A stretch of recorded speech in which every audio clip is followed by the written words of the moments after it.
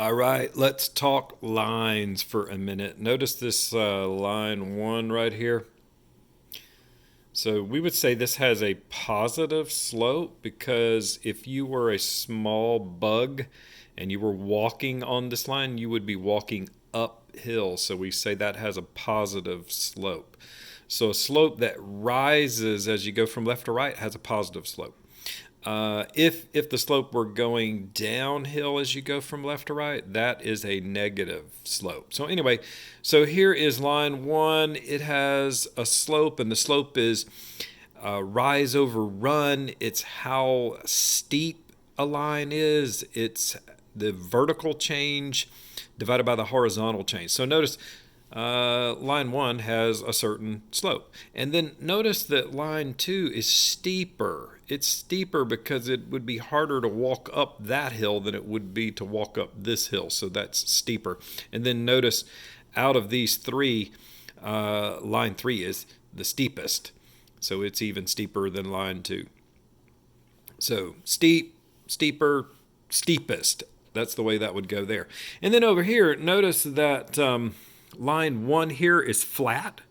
That's a horizontal line. We would say that has a slope of 0. If you were walking on that, it would be just flat, so a slope of 0.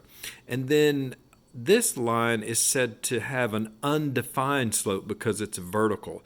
So if you were walking up this hill, it would be indescribably steep, indescribably difficult. So we would say it has an undefined slope.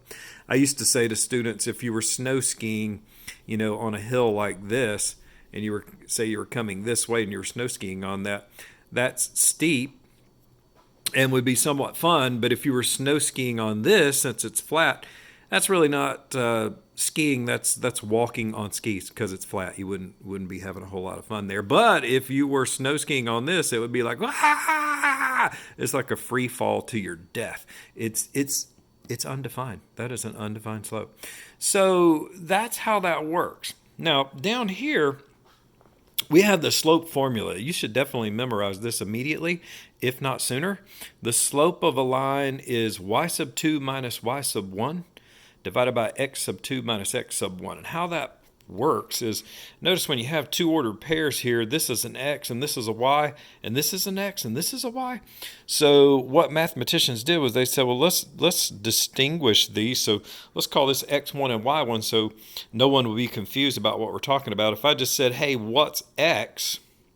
You wouldn't know which one I was talking about. But this way I can say, hey, what's x sub 1? And if I label these this way and I say, hey, what's x sub 1? I'm talking about this one and not that one over there. So if you label this way and then plug these numbers in up there, that's what I'm going to do. So I'm going to take these ordered pairs and plug them in here. So y sub 2 is 4. And then there's my minus sign that's built in. And then y sub 1 is negative 2. So that's going to look like that. It's going to look like 4 minus negative 2. And then x sub 2 is negative 7. So I'm going to put that in, negative 7. And then the minus sign is built in. And then minus x sub 1. So x sub 1 is 5. So anyway, this is the way this looks when you just substitute these values in there. And then notice minus a negative is a positive. So this is really 4 plus 2. And negative 7 minus 5 is negative 12. So this is going to be 4 plus 2 is what? 6. 6 over negative 12, which is a half. And you always bring the negative up to the top number. So even though this is 6 divided by negative 12, I reduce that to 1/2, and the negative sign always comes up to the top number.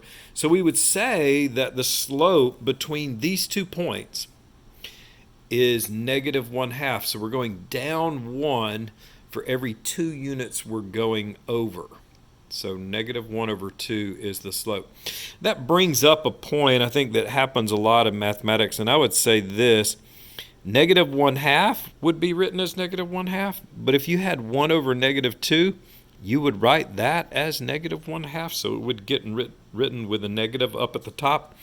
And so you need to know that. And then also something that I see sometimes, is like it's written in the middle like that. Well, that should be written like this as well. So these are all -1/2 with the negative up at the top. This is just math etiquette, the way you handle a negative sign. And of course, if they were both negative, you would write that as a positive. A negative divided by a negative is a positive. So this is just a little review and a little bit about slope. So you really need to memorize the slope of a horizontal line is 0. The slope of a vertical line is undefined. These are all positive slopes. 3 is the steepest. You definitely need to know this slope formula, memorize it, and then be able to apply it. We'll talk more about slopes later, but hopefully this helps a little bit. Bye.